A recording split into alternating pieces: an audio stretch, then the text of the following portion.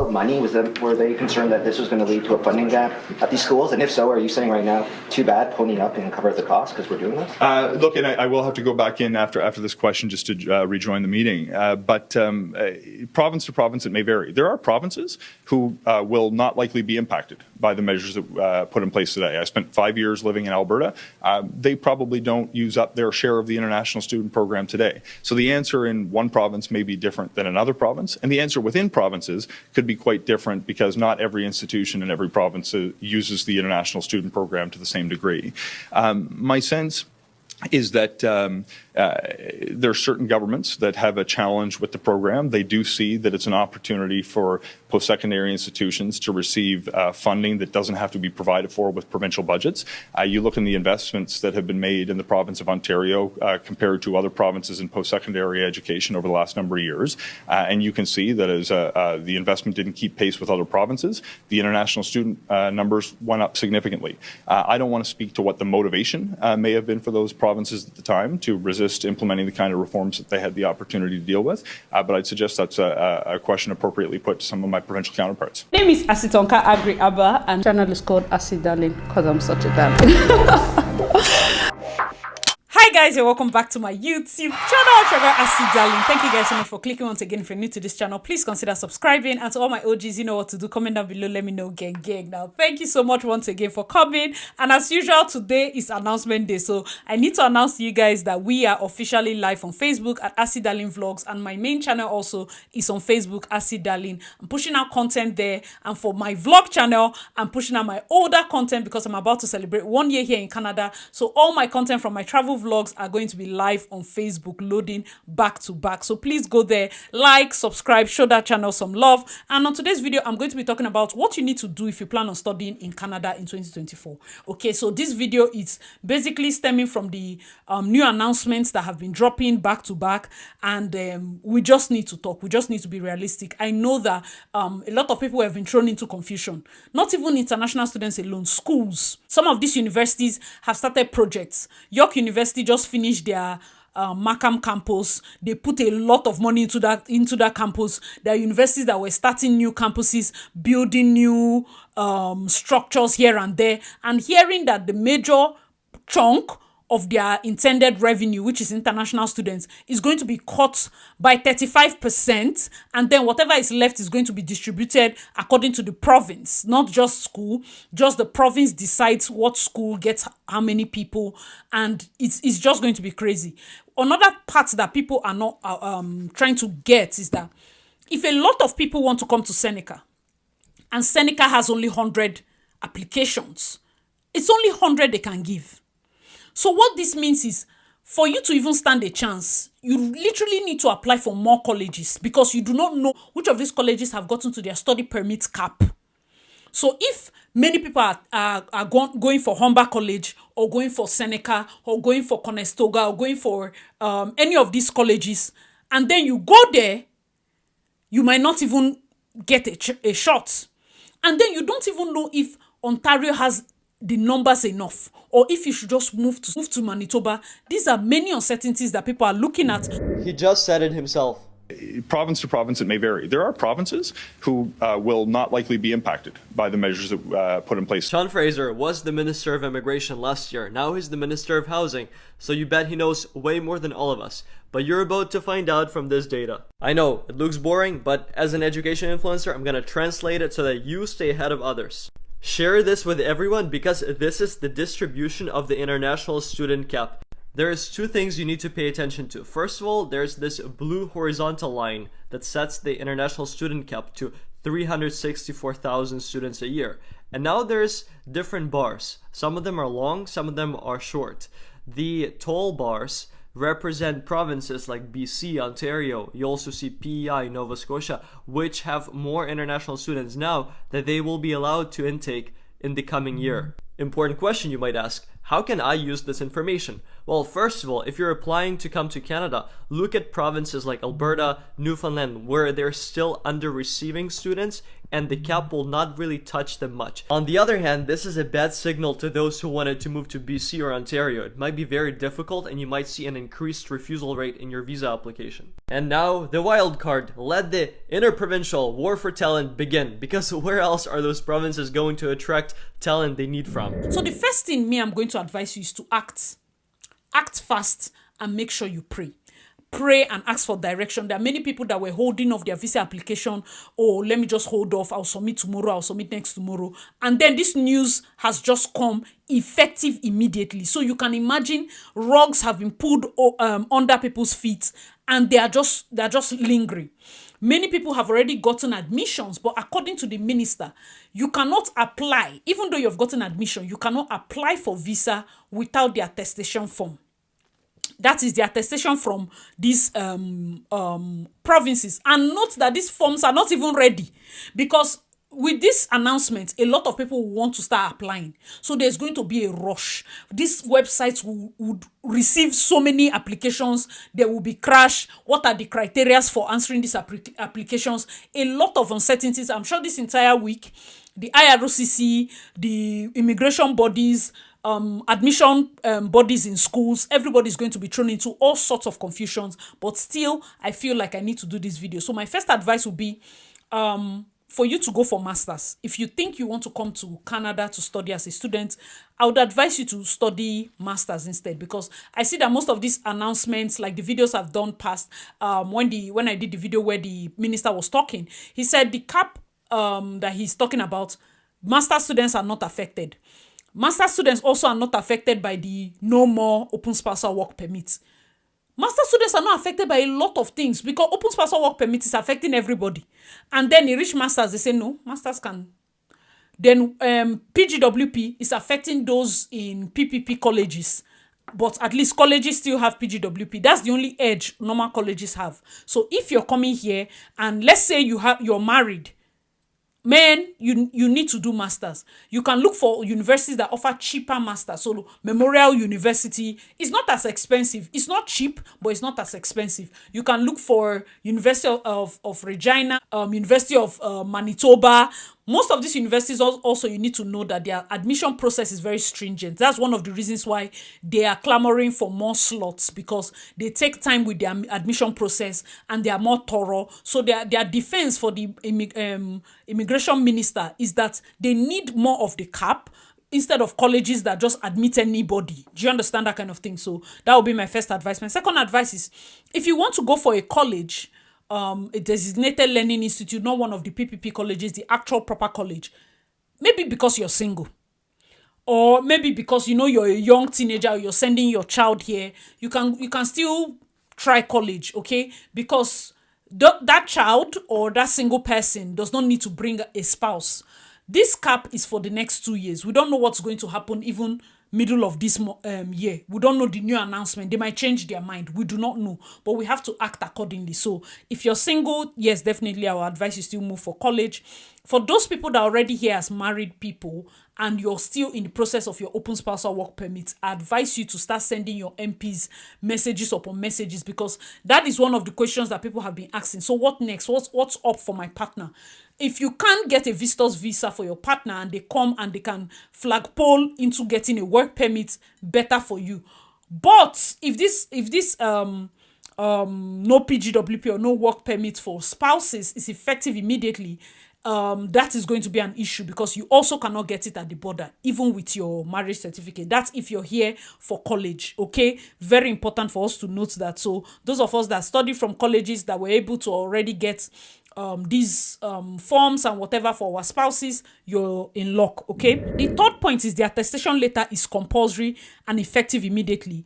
The target provinces with good cap. So the attestation letter is compulsory and effective immediately. So even though you have your admission, you have to get attestation as long as you have not applied for visa.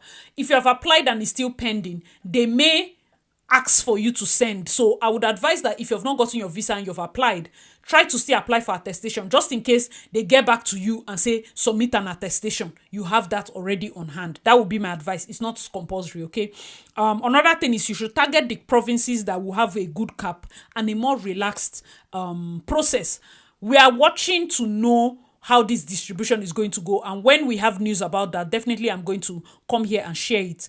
Target provinces that have good cap. So if the minister is working with the population control, we are talking about depopulating certain big cities with international students, I would prefer that they give more cap to all the Manitoba and Saskatchewan and Newfoundland, Prince Edward Island and all those places, just so that they can get more students to go there as opposed to staying here in Ontario, right? So, but whatever it is, however this thing is going to go, I'm also of the opinion that because Ontario's colleges are big, I told you, like, Seneca has up to 10 campuses, big campuses here and there, here in Ontario alone, here in Toronto, in fact, the GTA area alone, and these people are massive, like, players in the game. They will definitely meet up with the ministers. They have a voice. There's Humber here, there's George Brown here, of course, we have Seneca, we have big colleges that are here. There's U of T, there's TMU. There are other universities also that are here that are all clamoring for the few slots that are left. So definitely we don't know how that cap is going to be, but there's going to be like a severe, I feel like the requirement for admission is going to be more stringent. So if your degree or you graduated with a result that is not too good, I don't think that colleges will want to take chance on you. That is just my thinking. I do not know yet, but if they have only 100, they might want to target first class 2-1.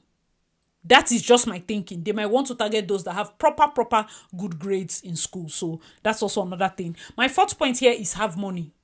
I know that things are bad everywhere in terms of inflation, but they are really intense. These schools are going bankrupt. They have increased international students' fees even before the inflation got bad. Right now, Forex is crazy. I said in the other video, I was telling you, when I paid my first semester tuition, back then when I was in Nigeria, I paid like 480. I think that was what my clients had changed for me, 480-ish, before 465 or thereabouts, 8,000 Canadian dollars. When I was paying the second one, I paid at 650. 650 when I was paying the second one. Right now, it is 1,065. So you can imagine people that are doing 2 years courses. Like if you had done 2 years course with me, the first one you pay 48, the next one you pay this one, the third time they paid 80 something. And now knowing that you have one more semester, you're going to pay like a crazy amount of money. And guys, it has just been crazy. Like a lot of people have been complaining on different groups. We hear you. We know it is not easy. So please, I'm begging you. Right now, yes, definitely, I always say if you're going to do this Canada process, have money. But right now, seriously have the money. That's my advice. Guys, let me know your thoughts because the exchange rate has gotten worse, okay? My fifth advice, which is a more realistic part for older people, like I tell people, I say I identify as an elderly person. For older people, I would prefer that you start looking at PRO pathways. Look at PRO pathways. If you're older and you can fund masters, I will say do masters, okay? Do masters. Because of maybe age plus whatever degree you have, your score is not too good. Run masters. Focus on schools that will have a good cap. Make sure you write a proper study plan so that you stand a chance, because I believe that study plans will come into effect. Schools will become more thorough with this admission process, and they might make you to write a study plan as to why they should grant you the admission in that course and all of that. So I would still advise, which my point, target PRO pathways, do your WES. If you haven't already, do IELTS. If you need to redo your IELTS to get a perfect score, redo your IELTS. Sign up for your masters. If you haven't done masters and you don't have the money yet, but Canada is your goal, just sign up for masters in any of the schools in Nigeria there. Start doing your masters. Before you know, you'll be done. Okay, if you need to learn French, if you need to do extra courses to get 2 or more degrees, start doing that, because coming through PRO is seeming easier than the student part. Another point that they also noted was that they are looking at ways where master's degree holders and students are going to be having 3 years work permit. So that way, if they reduce the amount of students they are bringing, they can keep them for longer to be able to work in Canada, experience life, impact the knowledge that they have gotten. As much as it's a good thing for the students that are currently in the system, it might spell doom because they are reducing number for the ones that are supposed to come in. So guys, let me know your thoughts in the comment section below. To buttress more about the attestation letter, this link, they're not YouTube is not allowing me post links, else I would have posted this link, but you can see guide 5269 on the IRCC website. Say applying for study permits outside Canada, you need an attestation letter to apply for study permit as of January 22, 2024. Most students must include an attestation letter from the province or territory where they plan to study with their study permit application. If you apply without an attestation letter, your application will be returned unless you're either a minor in primary or secondary school, kindergarten to grade 12, or a student in master's, PhD, or other postgraduate program, or a student applying to extend your study permit. So this other postgraduate program is the one I do not know which one it falls under. I think the attestation also is going to mainly affect undergrads, because that's one of the statements that the spokesperson from Waterloo was talking about. The undergraduate international students are going to be affected by some of these things that were said. And remember that the IRCC website had talked about all the study permit and plans and everything in December when they were talking about this year, but nobody saw these tight, we knew like it was speculation. UK had announced that they were no longer allowing, they were no longer going to allow students to bring in families.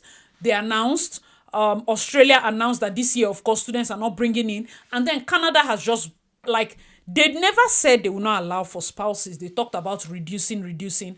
And then all of a sudden, those that are coming to do PG diplomas and the rest will not bring their spouses unless you're doing masters or a doctorate program. So yes, if you can, I would advise you go for masters or you target your PRO pathways. You can never tell. They haven't started category-based draws this January. Hopefully they start very soon.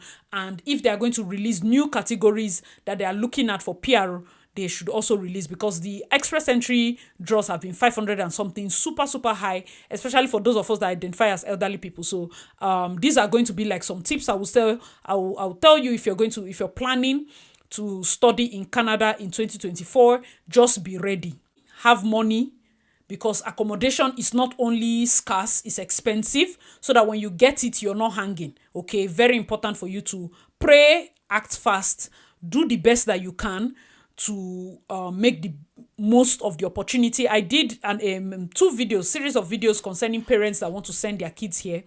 And I repeat, if you know that child cannot take, because imagine a child that is here back to back, you're bombarded with this kind of shocking kind of news, and then some people are even confused, like, does it affect me? Does it not affect me? What am I going to do? Those kind of, like, it's chaotic. Everywhere is just chaotic. But if you know that the child can take it, I prefer you as a parent, a father, a mother, take your child out, restaurant, beach, sit down with this child and talk to the child. Like, see, this Canada I want to send, can you do it? Understand that I'm your mother. If you ever get it tough, just let me know. And I told you people, most times I would advise that parents always have visitor's visa, have your visa, so that if there's any cry for help, you can come in and, come through for your child. Very important for you to do that.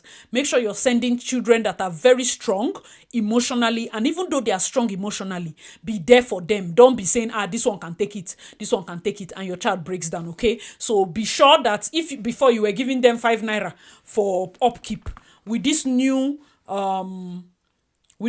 announcements, we speculate also that colleges are going to increase their fees. Right now, if I'm only getting 500 people, I would increase the amount they will give me, because that 500 has to still bring $10,000. So it means one person is having to pay double the amount they would have paid before, because these schools are running a business. They are running a business. They need to fund, they need to pay their teachers, they need to do a lot of things with money. That's why a lot of them are indebted. no matter how many students they bring, especially the bigger the schools, the bigger the structures, the more the debt. The ones that are enjoying are the ones that just come into town, rent a few floors, and say they're a university. Do you understand? And those are the ones that they are cracking down on. So hopefully the Canadian government gets to talk with these colleges and they come to a proper arrangement, not just bombard them with this kind of news. Colleges need to sit down, the players need to sit down, and they need to sort this thing out, because the monies that people have invested in this process are just hanging in the air and people need answers. Okay, let me know what you guys think in the comment section below. As usual, I remain your girl Acid Darlene. Make sure to like, subscribe if you haven't already. Please check out my other videos and I'll see you in my next one. Bye guys. When you see me dance, so I